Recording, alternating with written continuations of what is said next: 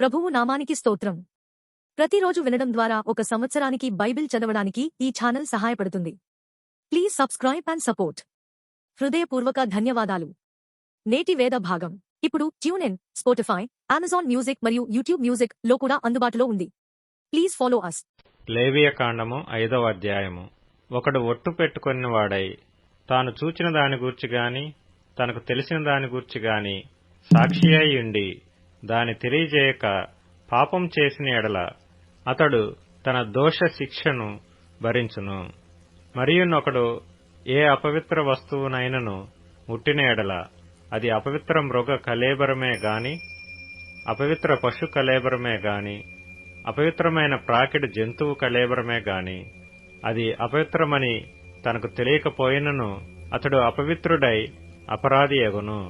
మనుషులకు తగులు అపవిత్రతలలో ఏదైనను ఒకనికి తెలియకుండా అంటిన ఎడల అనగా ఒకనికి అపవిత్రత కలిగిన ఎడల ఆ సంగతి తెలిసిన తరువాత వాడు అపరాధి యగును.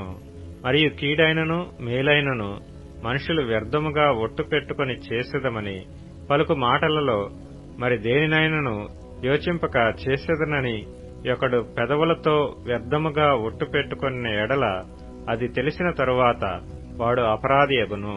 కాబట్టి అతడు వాటిలో ఏ విషయమందైనను అపరాధి యగునప్పుడు ఆ విషయమందే తాను చేసిన పాపమును ఒప్పుకొని తాను చేసిన పాప విషయమై యెహోవా సన్నిధిని మందలో నుండి ఆడు గొర్రెపిల్లనే గాని ఆడు మేకపిల్లనే గాని పాప పరిహారార్థ బలిగా అర్పింపవలెను. అతనికి పాప క్షమాపణ కలుగునట్లు యాజకుడు అతని నిమిత్తము ప్రాయశ్చిత్తము చేయును. అతడు గొర్రెపిల్లను తేజాలని ఎడల అతడు పాపియగునట్లు తాను చేసిన అపరాధ విషయమై 2 తెల్ల గువ్వలనే గాని 2 పావురపు పిల్లలనే గాని పాప పరిహారార్థ బలిగా ఒకదానిని దహన బలిగా ఒకదానిని యెహోవా సన్నిధికి తీసుకుని రావలెను. అతడు యాజకుని యొద్దకు వాటిని తెచ్చిన తరువాత అతడు పాప పరిహారార్థమైన దానిని మొదట నర్పించి దాని మెడ నుండి దాని తలను నులమవలెను గాని దాని నోడదీయకూడదు. అతడు పాప పరిహారార్థ బలి పశు రక్తములో కొంచెము బలిపీఠము ప్రక్కన ప్రోక్షింపవలెను. దాని రక్తశేషమును బలిపీఠము అడుగున పిండవలెను. అది పాప పరిహారార్థ బలి. విధి చొప్పున 2వ దానిని దహన బలిగా అర్పింపవలెను. అతడు చేసిన పాపము విషయమై యాజకుడు అతని నిమిత్తము ప్రాయశ్చిత్తము చేయగా అతనికి క్షమాపణ కలుగును. 2 తెల్ల గువ్వలైనను 2 పావురపు పిల్లలైనను తనకు దొరకని ఎడల పాపము చేసిన వాడు తూమెడు గోధుమ పిండిలో 10వ వంతును పాప పరిహారార్థ బలి రూపముగా తేవలెను. అది పాప పరిహారార్థ బలి గనుక దానిమీద నూనె పోయవలదు, సాంబ్రాణి దానిమీద ఉంచవలదు. అతడు యాజకుని యొద్దకు దానిని తెచ్చిన తరువాత యాజకుడు జ్ఞాపకార్థముగా దానిలో పిడికెడు తీసి యెహోవాకు అర్పించు హోమ ద్రవ్యముల రీతిగా బలిపీఠం మీద దానిని దహింపవలెను. అది పాప పరిహారార్థ బలి. పై చెప్పిన వాటిలో దేని విషయమైనను పాపము చేసిన వాని నిమిత్తము యాజకుడు ప్రాయశ్చిత్తము చేయగా అతనికి క్షమాపణ కలుగును. దాని శేషము నైవేద్య శేషము వలె యాజకుని దగును. మరియు యెహోవా మోషేకు ఇలాగ సెలవిచ్చెను. ఒకడు యెహోవాకు పరిశుద్ధమైన వాటి విషయములో పొరబాటున పాపము చేసిన ఎడల తాను చేసిన అపరాధమునకు నీవు ఏర్పరచు వెల చొప్పున పరిశుద్ధమైన తులముల విలువ గల నిర్దోషమైన పొట్టేలును మందలో నుండి అపరాధ పరిహారార్థ బలిగా యెహోవా యొద్దకు వాడు తీసుకుని రావలెను. పరిశుద్ధమైన దాని విషయములో తాను చేసిన పాపము వలని నష్టము నిచ్చుకొని దానితో 5వ వంతు యాజకునికి ఇయ్యవలెను. ఆ యాజకుడు అపరాధ పరిహారార్థ బలియగు పొట్టేలు వలన అతని నిమిత్తము ప్రాయశ్చిత్తము చేయగా అతనికి క్షమాపణ కలుగును. చేయకూడదని యెహోవా ఆజ్ఞాపించిన వాటిలో దేనినైనను చేసి ఒకడు పాపి అయిన ఎడల అది పొరబాటున జరిగినను అతడు అపరాధి అయి తన దోషమునకు శిక్ష భరించును. కావున నీవు ఏర్పరిచిన వెల చొప్పున మందలో నుండి నిర్దోషమైన పొట్టేలును అపరాధ పరిహారార్థ బలిగా అతడు యాజకుని యొద్దకు తీసుకుని రావలెను. అతడు తెలియకయే పొరబాటున చేసిన తప్పును గూర్చి యాజకుడు అతని నిమిత్తము ప్రాయశ్చిత్తము చేయగా అతనికి క్షమాపణ కలుగును. అది అపరాధ పరిహారార్థ బలి. అతడు యెహోవాకు విరోధముగా అపరాధము చేసినది వాస్తవము. లేవీకాండము 6వ అధ్యాయము. మరియు యెహోవా మోషేకు ఈలాగు సెలవిచ్చెను. ఒకడు యెహోవాకు విరోధముగా ద్రోహము చేసి పాపి అయిన ఎడల, అనగా తనకు అప్పగింపబడిన దాని గూర్చియే గాని, తాకట్టు ఉంచిన దాని గూర్చియే గాని, దోచుకొనిన దాని గూర్చియే గాని, తన పొరుగువానితో బొంకిన ఎడలనేమి, తన పొరుగువాని బలాత్కరించిన ఎడలనేమి, పోయినది తనకు దొరికినప్పుడు దాని గూర్చి బొంకిన ఎడలనేమి, మనుష్యులు వేటిని చేసి పాపులగుదురో వాటన్నిటిలో దేని విషయమైనను అబద్ధ ప్రమాణము చేసిన ఎడలనేమి, అతడు పాపము చేసి అపరాధి అగును గనుక అతడు తాను దోచుకొనిన సొమ్మును గూర్చి గాని, బలాత్కారము చేతను అపహరించిన దాని గూర్చి గాని, తనకు అప్పగింపబడిన దాని గూర్చి గాని, పోయి తనకు దొరికిన దాని గూర్చి గాని, దేని గూర్చి అయితే తాను అబద్ధ ప్రమాణము చేసినో దానినంతయు మరలా ఇచ్చుకొనవలెను. ఆ మూలధనమునిచ్చుకొని దానిలో 5వ వంతును తాను అపరాధ పరిహారార్థ బలి అర్పించు దినమున సొత్తుదారునికి ఇచ్చుకొనవలెను.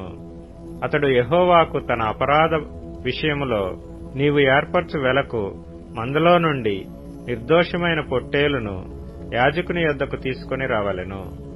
ఆ యాజకుడు యెహోవా సన్నిధిని అతని నిమిత్తము ప్రాయశ్చిత్తము చేయగా అతడు అపరాధి ఎగునట్లు తాను చేసిన వాటన్నిటిలో ప్రతిదాని విషయమై అతనికి క్షమాపణ కలుగును. మరియు యెహోవా మోషేకు ఈలాగ సెలవిచ్చెను. నీవు అహరోనుతోనూ అతని కుమారులతోనూ ఇట్లనుము, ఇది దహన బలిని గూర్చిన విధి. దహన బలి ద్రవ్యము ఉదయం వరకు రాత్రి అంతయు బలిపీఠం మీద దహించుచుండును. బలిపీఠం మీది అగ్ని దానిని దహించుచుండును.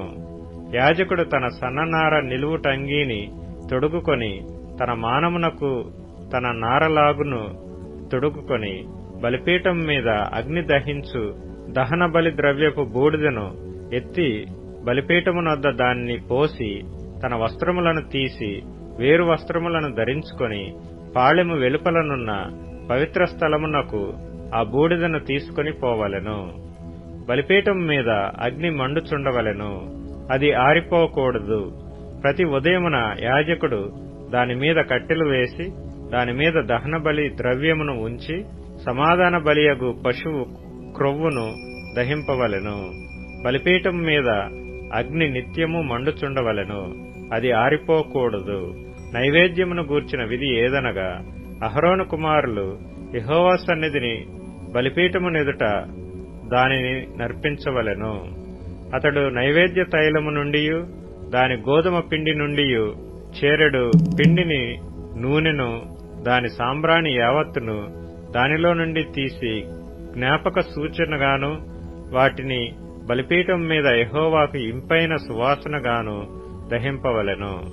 దానిలో మిగిలిన దానిని అహరోనును అతని సంతతి వారును తినవలెను. అది పులియనిదిగా పరిశుద్ధ స్థలములో తినవలెను. వారు ప్రత్యక్షపు గుడారము యొక్క ఆవరణములో దానిని తినవలెను.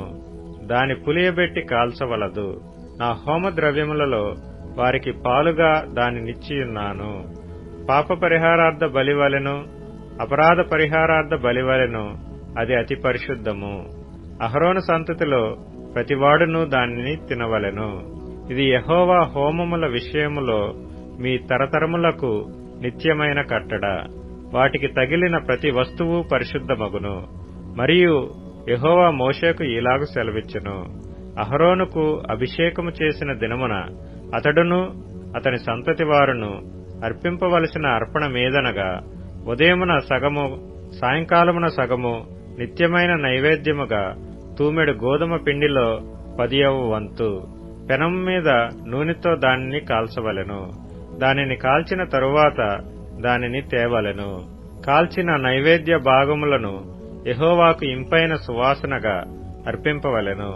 అతని సంతతి వారిలో అతనికి మారుగా అభిషేకము పొందిన యాజకుడు అలాగుననే అర్పింపవలెను. అది యెహోవా నియమించిన నిత్యమైన కట్టడ, అదంతయు దహింపవలెను. యాజకుడు చేయు ప్రతి నైవేద్యము నిశ్శేషముగా ప్రేల్చబడవలెను, దాని తినవలదు. మరియు యెహోవా మోషేకు ఈలాగు సెలవిచ్చెను, నీవు అహరోనుకును అతని సంతతి వారికిని ఈలాగు ఆజ్ఞాపించుము.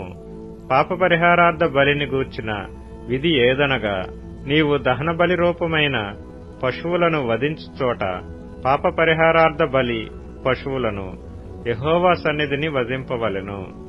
అది అతి పరిశుద్ధము. పాపపరిహారార్థ బలిగా దాని నర్పించిన యాజకుడు దానిని తినవలెను.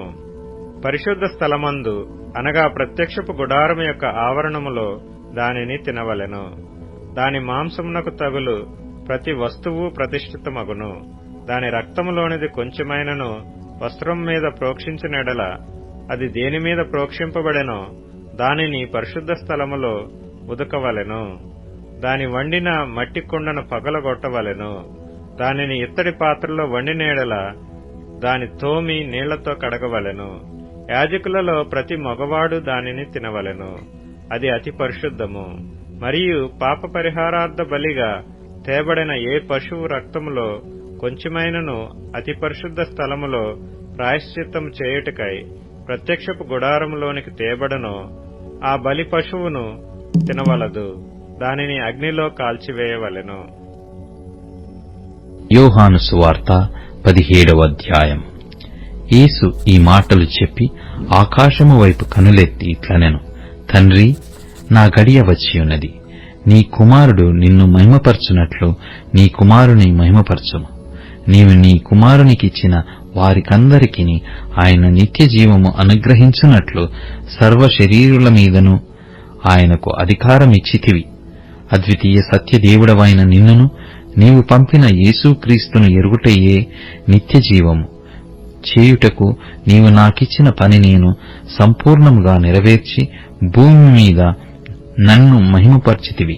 తండ్రి, లోకము పుట్టకమునుపు నీ యొద్ద నాకు ఏ మహిమయుండెనో ఆ మహిమతో నన్ను ఇప్పుడు నీ యొద్ద మహిమపరచుము. లోకము నుండి నీవు నాకు అనుగ్రహించిన మనుషులకు నీ నామమున ప్రత్యక్షపరిచితివి.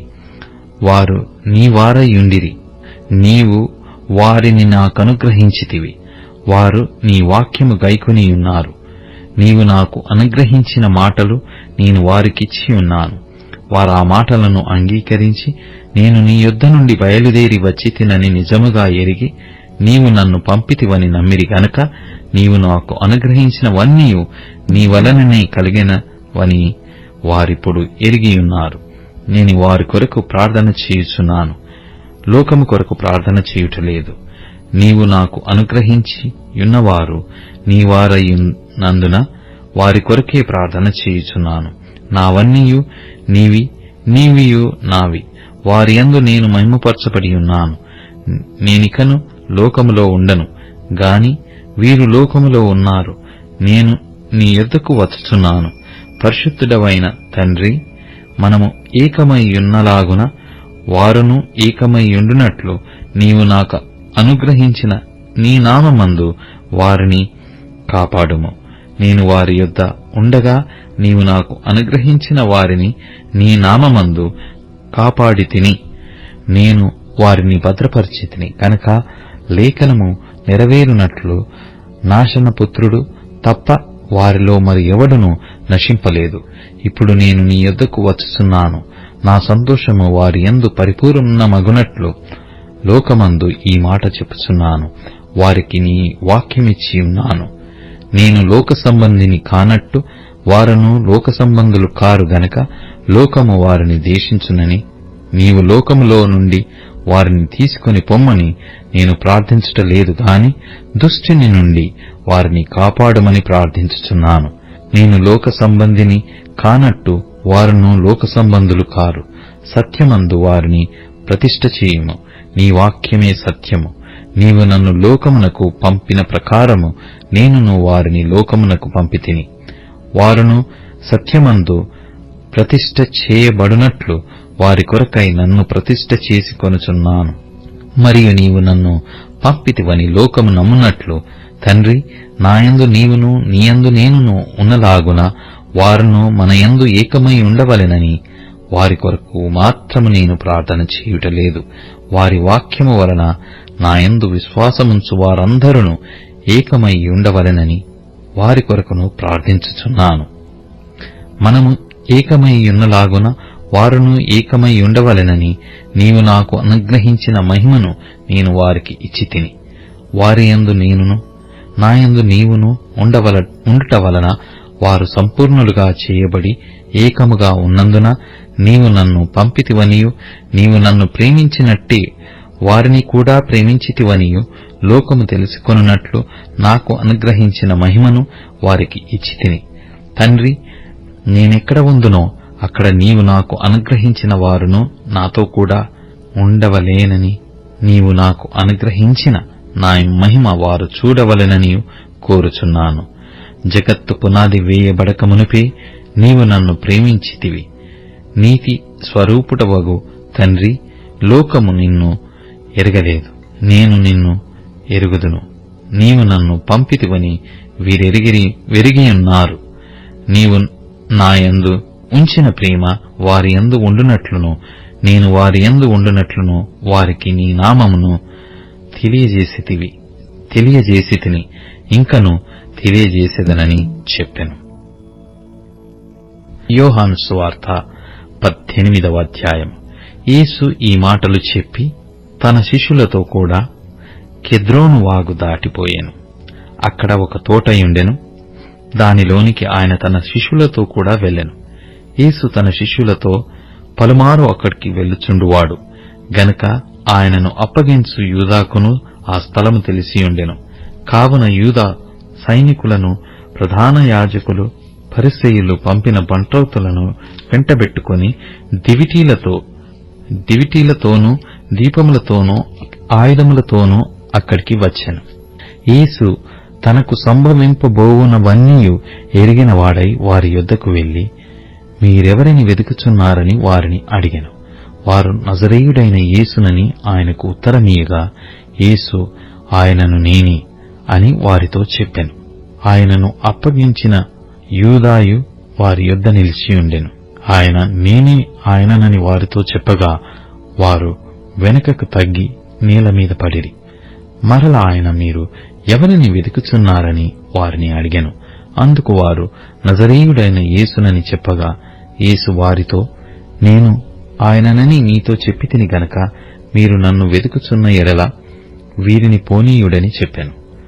నీవు నాకు అనుగ్రహించిన వారిలో ఒకనినైనను నేను పోగొట్టుకొనలేదని ఆయన చెప్పిన మాట నెరవేరునట్లు ఇలాగు చెప్పాను. సీమోను పేతురునొద్ద కత్తి ఉండినందున అతడు దానిని దూసి ప్రధాన యాజకుని దాసుని కొట్టి అతని కుడి చెవి తెగనరికెను. ఆ దాసుని పేరు మల్కు. యేసు కత్తి ఒరలో ఉంచుము, తండ్రి నాకు అనుగ్రహించిన గిన్నెలోనిది నేను త్రాగుకుందునా అని పేతురుతో అనెను. అంతట సైనికులు, సహస్రాధిపతియు యూదుల బంట్రౌతులను యేసును పట్టుకొని ఆయనను బంధించి మొదట అన్న యొద్దకు ఆయనను తీసుకుని పోయిరి. అతడు ఆ సంవత్సరము ప్రధాన యాజకుడైన కయపకు మామ. కయప ఒక మనుష్యుడు ప్రజల కొరకు చనిపోవుట ప్రయోజనకరమని యూదులకు ఆలోచన చెప్పినవాడు. సీమోను, పేతురును మరియొక శిష్యుడును యేసు వెంబడి పోవుచుండిరి. ఆ శిష్యుడు ప్రధాన యాజకునికి నెలవైన వాడు గనక అతడు ప్రధాన యాజకుని ఇంటి ముంగిటిలోనికి యేసుతో కూడా వెళ్ళెను. పేతురు ద్వారమునొద్ద బయట నిలుచుండెను గనక ప్రధాన యాజకునికి నెలవైన ఆ శిష్యుడు బయటికి వచ్చి ద్వారపాలకురాలితో మాటలాడి పేతురును లోపలికి తోడుకొని పోయెను. ద్వారమునొద్ద కావలియున్న ఒక చిన్నది పేతురుతో, నీవును ఈ మనుషుని శిష్యులలో ఒకడవు కావా అని చెప్పగా అతడు కాననెను. అప్పుడు చలివేయుచున్నందున దాసులను బంట్రౌతులను మంట వేసి చలి కాచుకొనుచు నిల్చుండగా పేతురును వారితో నిలవబడి చలి కాచుకొనుచుండెను. ప్రధాన యాజకుడు ఆయన శిష్యులను గూర్చియు ఆయన బోధను గూర్చియు యేసును అడగగా, యేసు, నేను బహాట్టముగా లోకము ఎదుట మాటలాడితిని. యూదులందరూ కూడి వచ్చు సమాజ మందిరములోను దేవాలయములోను ఎల్లప్పుడూ బోధించి తిని, రహస్యముగా నేనేమీ మాటలాడలేదు. నీవు నన్ను అడగనేలా? నేను వారికేమి బోధించినది విన్నవారిని అడుగుము. ఇదిగో నేను చెప్పినది మీరెరుగుదురని అతనితో అనెను. ఆయన ఈ మాటలు చెప్పినప్పుడు దగ్గర నిలిచియున్న బంట్రౌతులలో ఒకడు, ప్రధాన యాజకునికి ఇలాగు ఉత్తరమిచ్చుచున్నావా అని చెప్పి యేసును అరచేతులతో కొట్టెను. అందుకు యేసు, నేను కాని మాట ఆడిన ఎడల ఆ కాని మాట ఏదో చెప్పుము. మంచి మాట ఆడిన ఎడల నన్నేల కొట్టుచున్నావనెను. అంతట అన్న యేసును బంధింపబడియున్నట్టుగానే ప్రధాన యాజకుడైన కయప యొద్దకు పంపెను. సీమోను పేతురు నిలవబడి చలికాచుకొనుచుండగా వారతని చూచి, నీవును ఆయన శిష్యులలో ఒకడవు కావా అని చెప్పగా అతడు, నేను కాను, నేనెరగననెను. పేతురు ఎవని చెవి తెగ నరికెనో వాని బంధువును ప్రధాన యాజకుని దాసులలో ఒకడును, నీవు తోటలో అతనితో కూడా ఉండగా నేను చూడలేదా అని చెప్పినందుకు పేతురు నేనెరగనని మరొకసారి చెప్పెను. వెంటనే కోడి కూసెను. వారు కయప యొద్ద నుండి అధికార మందిరమునకు యేసును తీసుకుని పోయిరి.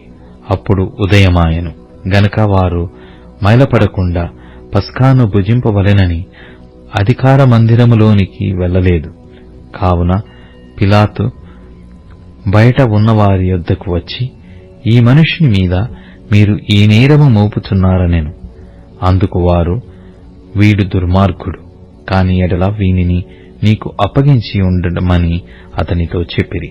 పిలాతు, మీరతని తీసుకుని పోయి మీ ధర్మశాస్త్రము చొప్పున అతనికి తీర్పు తీర్చుడనగా, యూదులు ఎవనికిని మరణశిక్ష విధించుటకు మాకు అధికారము లేదని అతనితో చెప్పిరి. అందువలన యేసు తాను ఎట్టి మరణము పొందబోవునో దానిని సూచించి చెప్పిన మాట నెరవేరెను. పిలాతు తిరిగి అధికార మందిరములో ప్రవేశించి యేసును పిలిపించి, యూదుల రాజువు నీవేనా అని ఆయనను అడగగా, యేసు, నీ అంతట నీవే ఈ మాట అనుచున్నావా, లేక ఇతరులు నీతో నన్ను గూర్చి ఇది చెప్పిరా అని అడిగాను. అందుకు పిలాతు, నేను యూదుడనా ఏమి? నీ స్వజనమును ప్రధాన యాజకులను నిన్ను నాకు అప్పగించిరిగదా? నీవేమి చేసితివని అడగగా, యేసు, నా రాజ్యము ఈ లోక సంబంధమైనది కాదు. నా రాజ్యము ఈ లోక సంబంధమైనదైతే నేను యూదులకు అప్పగింపబడకుండునట్లు నా సేవకులు పోరాడుదురు. కాని నా రాజ్యము ఇహ సంబంధమైనది కాదనెను. అందుకు పిలాతు, నీవు రాజువా అని ఆయనను అడగగా, యేసు, నీవన్నట్టే నేను రాజునే. సత్యమును గూర్చి సాక్ష్యమిచ్చుటకు నేను పుట్టి తిని, ఇందు నిమిత్తమే ఈ లోకమునకు వచ్చి తిని. సత్య సంబంధి అయిన ప్రతివాడును నా మాట వినుననెను. అందుకు పిలాతు, సత్యమనగా ఏమిటి అని ఆయనతో చెప్పెను.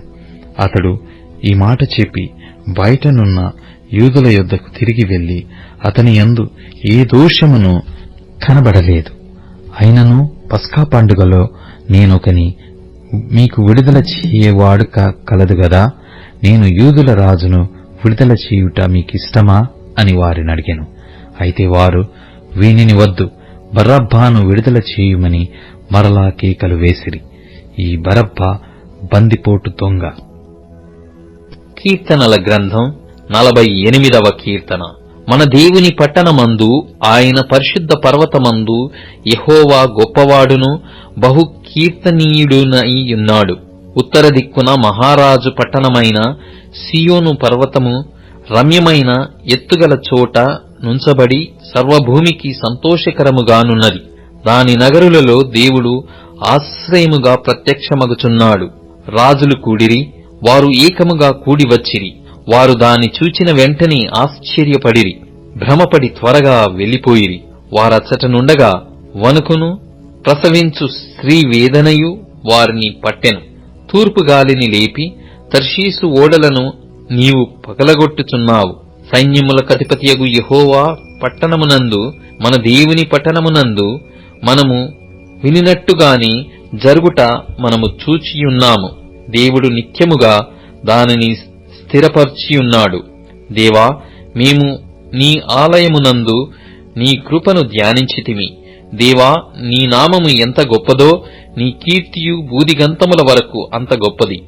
నీ కుడి చెయ్యి నీతితో నిండియున్నది. నీ న్యాయవిధులను బట్టి సియోను పర్వతము సంతోషించునుగాక. యూదా కుమార్తెలు ఆనందించుదురుగాక.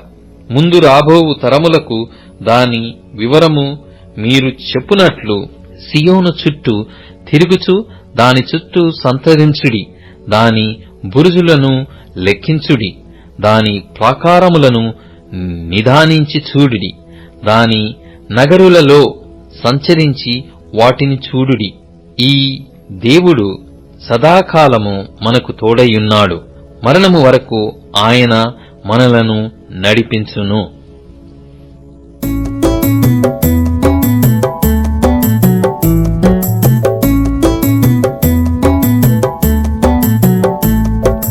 వందనం వందనం సమాధాన ప్రభువునకు స్తోత్రయాగమే స్తోత్రయాగమే వందనం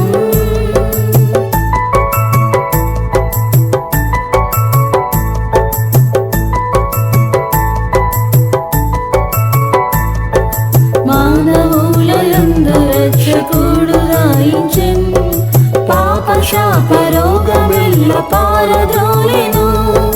మానవులయందు రక్షకుడు రాయించెన్ పాప శాప రోగమెల్ల పారద్రోలెను.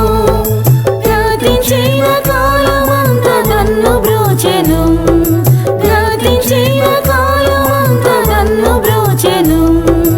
వందనం వందనం సమాధాన ప్రభువునకు స్తోత్రయాగమే స్తోత్రయాగమే వందనం.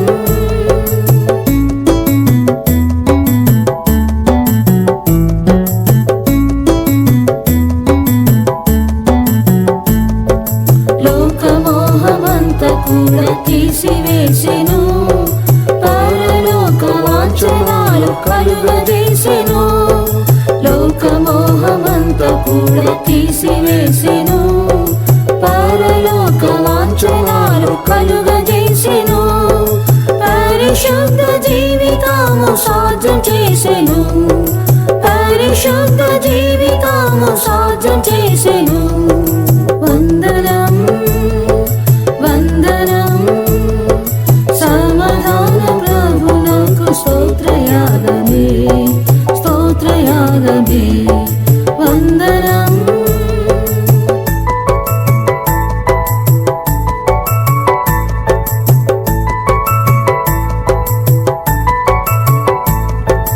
ఆత్మతోను సత్యముతో నారవింతును. కృప సత్యమంత నిండియున్న ప్రభువా. ఆత్మతోను సత్యముతో నారవింతును. కృప సత్యమంత నిండియున్న ప్రభువా. నీవే సత్య జీవ మార్గమది నిశ్చయం. నీవే సత్య జీవ మార్గమది నిశ్చయం. వందనం వందనం సమాధాన ప్రభువునకు స్తోత్రయాగమే స్తోత్రయాగమే వందనం.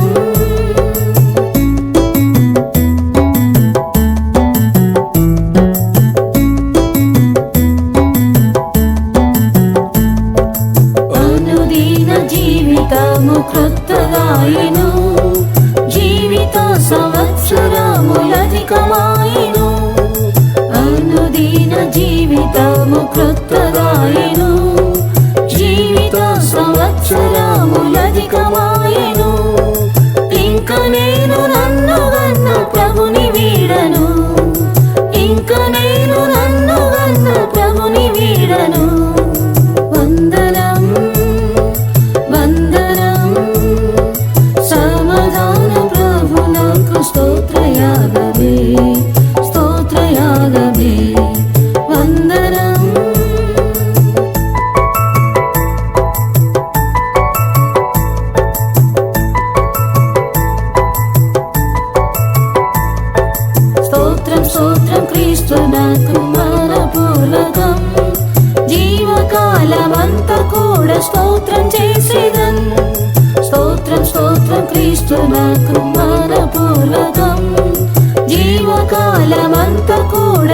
స్తోత్రం చేసేదన్ స్తోత్ర స్తోత్ర స్తోత్ర స్తోత్ర స్తోత్రయాగమే స్తోత్ర స్తోత్ర స్తోత్ర స్తోత్ర స్తోత్రయాగమే వందనం వందనం సమాధాన ప్రభునకు స్తోత్రయాగమే స్తోత్రయాగమే వందనం.